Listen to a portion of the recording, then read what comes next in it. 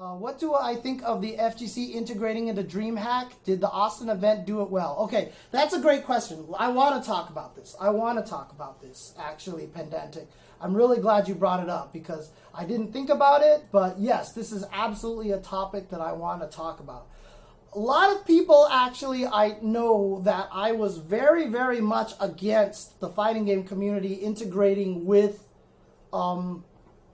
MLG a long time ago. I was very anti-MLG, and I was like, no, I do not want MLG to have fighting games in there. I want to be separate, you know, to hell with esports, all the F esports, whatever, all this stuff like that. And now here I am, I'm at Dreamhack Austin, and I'm doing commentary there, and I'm going to tell you this, the event was awesome. It was ran super well. The fighting game event there was super cool. They let Jabali do everything that he wanted to do. They just like, Jabali, run whatever you do, what you normally do. They ran on time. We got to finish early on Sunday, so we got to party on Sunday afterwards and everything like that. And it was really great. So people are going to ask me, James, why did you change? Why did you turn around? Have you become esports? Is it because they're paying you now and all of a sudden money talks and everything like that? The answer is no. The answer is no. I'll tell you the difference between the situation now and the situation back then.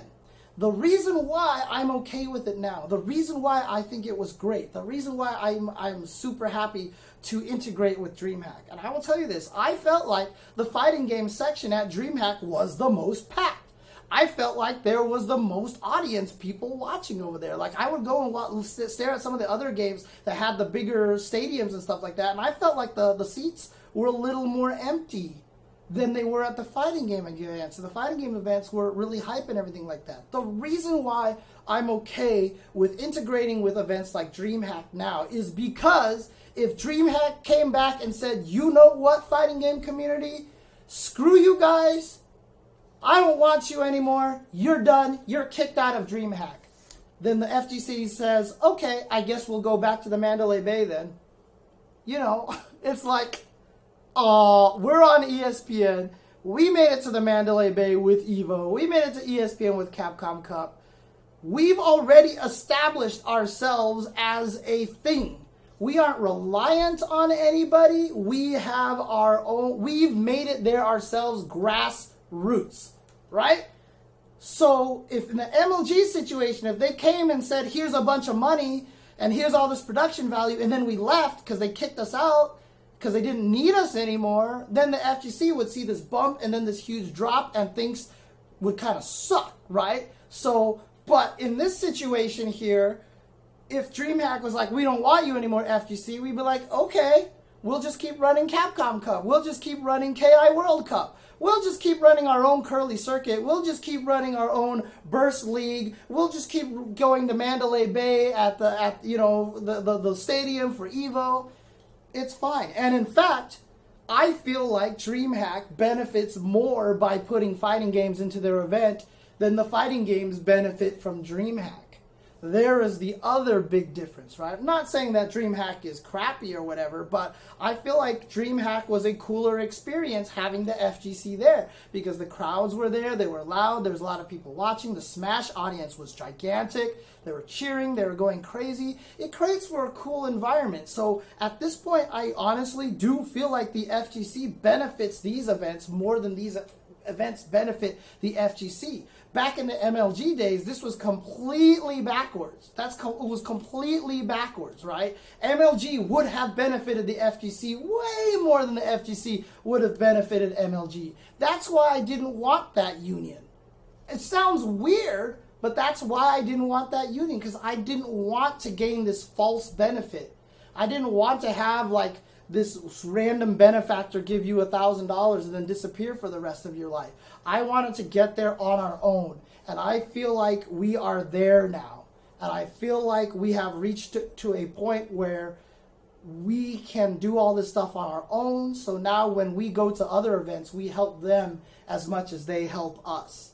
It's an equal relationship here, and that's really important. They provide us with an awesome venue. Dreamhack was super cool. If you guys didn't see it on Saturday, I did a live stream with IRL TV on, again, shameless plug, twitch.tv/jchensor. I showed the venue there. The venue there was super sick. It was super cool. Really nice event. Really well-run event. So, you know, they gave us a great venue, a great event, but then at the same time, the FGC brings a little hype to that. So I just feel like this is what makes it really cool. I like the fact that they benefit each other, and that's the relationship that I want. If you have a one-sided relationship, it's not working, because then you have to listen to the side that gives you the benefit, right? We would have just basically had to sit there and do everything MLG told us to do. But we're at a point right now where Dreamhack's like, you know what? We're going to run FGC. Jabali, come help us. You know what? Run it however you run an FGC event, because obviously you guys know what you're doing and you can do everything your own way. And that's what they did, and it was great. It was great. And so that is why I am okay with Dreamhack and FGC being combined together. In fact, I think it's a beautiful union. I think it's great. I absolutely 100% respect everything about Dreamhack, and I think that they're doing an awesome job. The event was super cool, so shout outs to Dreamhack, absolutely. And shout outs to them for letting us come to their event. Yes, I don't want to make it sound like FGC, you know, helped Dreamhack. I do not want to make it sound like that. I know what I said earlier can definitely make it sound that way. To clarify, Dreamhack definitely benefited us. We definitely benefited Dreamhack. That's the kind of relationship I like, and I thought it was really, really, really cool. I thought it was a really great event. I thought it was a lot of fun. So,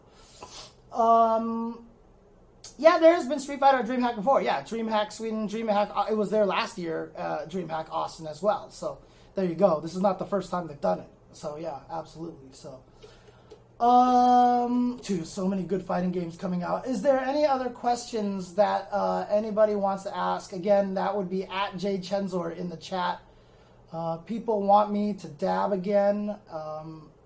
I don't want to do that again. Otherwise, I will make Chris Seglia angry. I don't want to make Chris Seglia angry.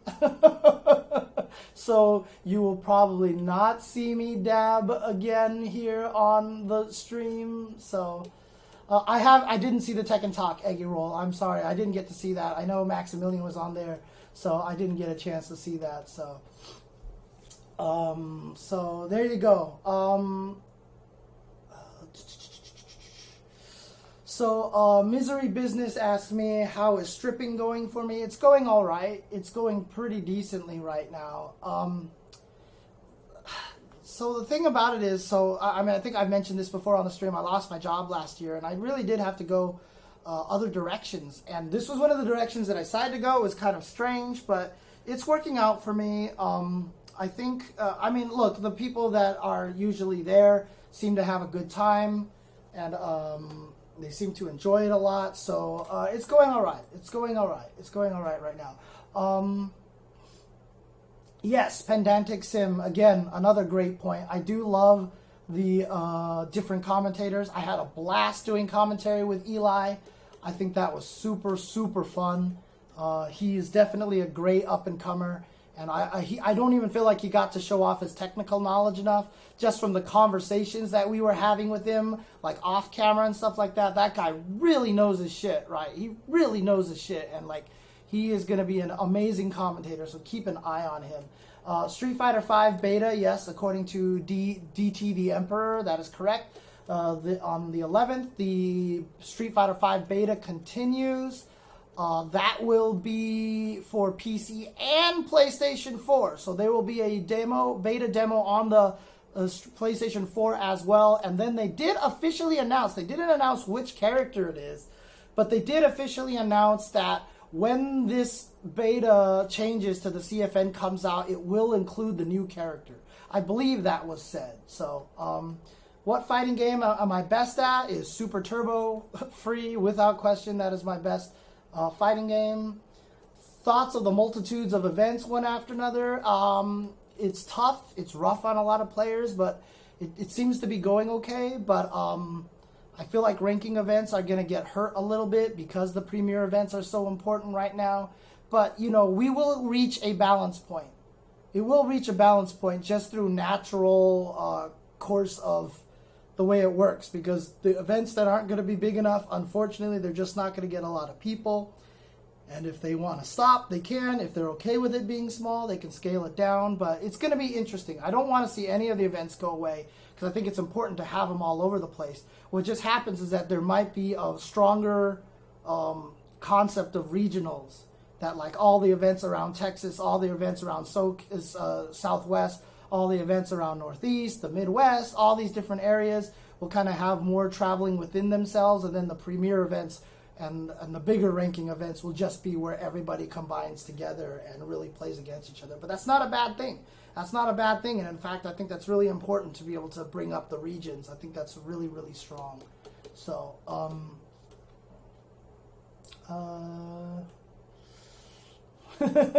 I like that, Buddy Lay. That is exactly the way that it works. MVCI gameplay thoughts. Me and David talked about that a little bit last week. The stripping thing was a joke. Okay, look, are people actually like scared about that? Like, did I deadpan that well enough that people actually thought that I was actually a stripper? Yeah, though that was 100% deadpan humor right there. So, if I call inputs codes, why do I say command grab instead of code grab? That doesn't make any sense. They're not called commands. Nobody calls them commands, right? People call them inputs or codes. And so I just called them... Actually, to be honest with you, command grabs just came later. Because, to be honest with you, in the original Street Fighter 2, there was only one command grab, and that was the SPD. It wasn't until Super Turbo that finally someone got a command grab, and that was Honda, and we just called it Oicho throw. So it was just the SPD and the Oicho throw. No one ever had a description for command grabs. Then by the time you got to Alpha, it was just an SPD. Birdie's thing was called SPD, punch SPD, kick SPD. Guy's Bushido throw was just a Bushido throw. And then it wasn't until much later that command throws really became a thing. Actually, it was Darkstalkers that kind of brought out the term command throws because everybody had a command throw in Darkstalkers. That was the first time. So, have I been focusing on my tech commentary? You felt like it showed this weekend? I don't know, actually. If it did, that's good. I actually purposely don't talk about tech a lot as much these days. I normally have a lot of tech knowledge on stuff, but normally I don't talk about tech because when I commentate with Sajam and David, they handle that. And honestly, I feel like if you have two players babbling about tech all day, it kind of hurts the commentary. So these days, I'm kind of more, when I'm with Sajam or David, I'm a little more yelly and a little more screamy. It's kind of intentional. It's kind of an intentional thing because David has really kind of has doubled down on the tech commentary, on the analysis. And because of that, I felt like I've kind of had to step away from that just to kind of make the balance on the commentary a little bit better. So Eli Hendricks is asking for collectibles and getting my cats on stream. Well, the collectibles are behind me. You can see right over here. I have a lot more upstairs, but a lot of them are in boxes. The game collection, they're all upstairs. So I can't show you guys here. My cats are also upstairs, so you're not going to be able to see them right now. And Spike2501 asks me a pretty common question. Where did I get the nickname Chensor? The nickname jchensor. I am a huge They Might Be Giants fan. They're a band from Brooklyn. They've been making music since their first album was released in 1986, and they're still making music today. 30 years later, I think it is. Yeah, 96, 06. Yeah, so 31 years later, they're still making brand new music. They're still as great as they ever were. But their fifth album, when it came out, was an album called John Henry.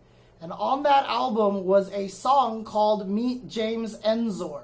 James Ensor is a famous Belgian painter who made World War II paintings. And they sang a song about him. Don't know why.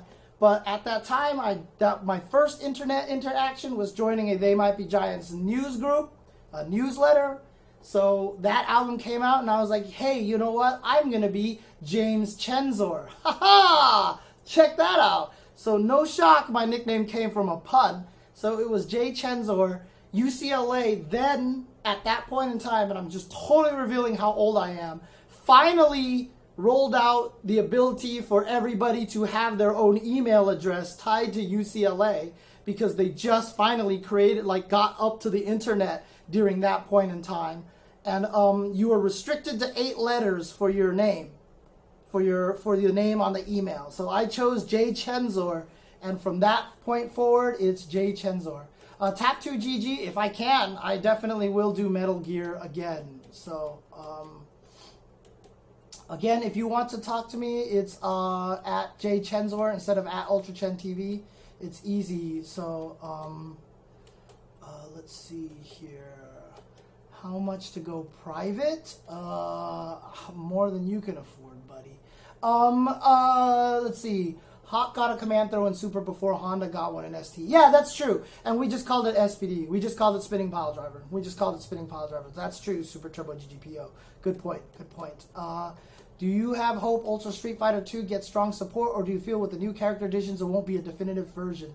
Actually, I'm afraid because of the throw text it won't be a definitive version.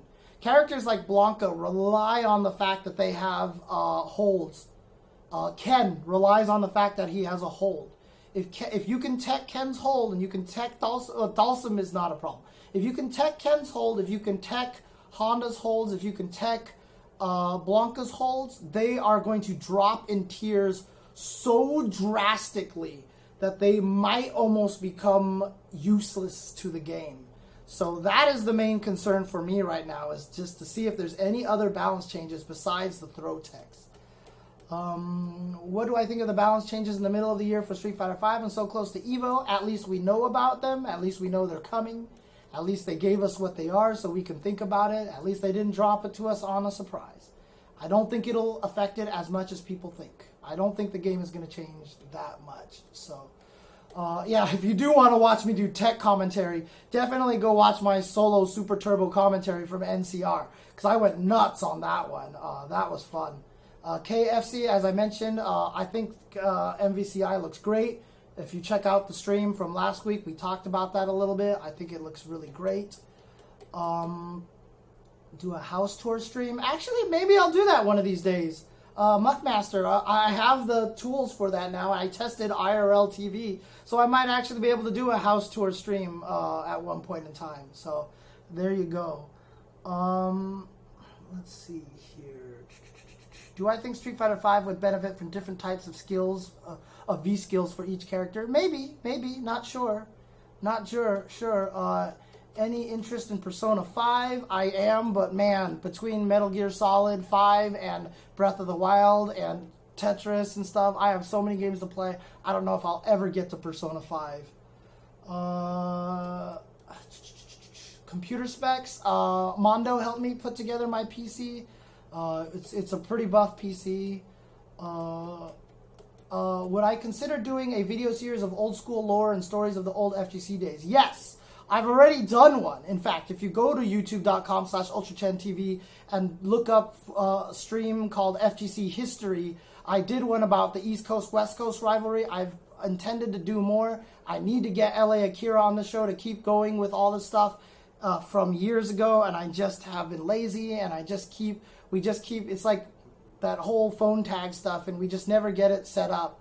So we have one microphone here. It is the Blue Yeti microphone for all of us to talk. That's why it's kind of echoey and it has that kind of ghetto basement sound, because it literally is a Blue Yeti microphone in a basement, and the ceiling is solid, so I'm getting a lot of reverberation, stuff like that. So the sound quality is not great. I've thought about going to lapel mics or to headset mics, but we haven't gone that way yet, so we still need to do that. Do I still want to learn Tekken? Yes, I definitely want to learn Tekken. So that is something that I want to do.